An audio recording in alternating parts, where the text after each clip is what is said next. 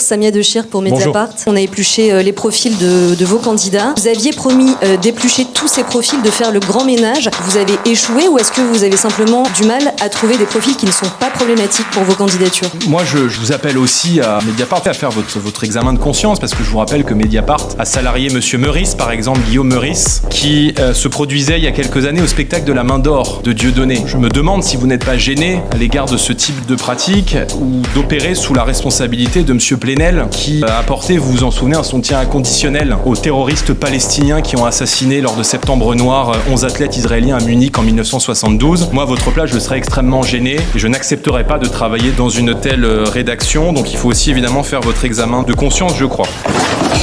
Il faut redescendre un petit peu parce que moi je vois évidemment tout cela et devient maintenant une brebis galeuse à vos yeux, quelqu'un qui est par exemple un candidat opposé à l'immigration massive. C'est-à-dire que quand on est opposé à l'immigration massive, on est une brebis galeuse, ce qui va donc faire en France beaucoup de brebis galeuses, donc un très grand troupeau, ce qui m'apparaît quand même être un petit peu déformant comme vue de l'esprit. J'ai même vu d'ailleurs que vous accusiez de brebis galeuse un candidat du RN qui n'était pas un candidat du RN, qui n'avait pas été investi. Donc là aussi, moi je vous appelle en cette année 2026 à faire preuve de beaucoup de rigueur, parce que je pense que dans le cadre de la clarté démocratique, c'est très important.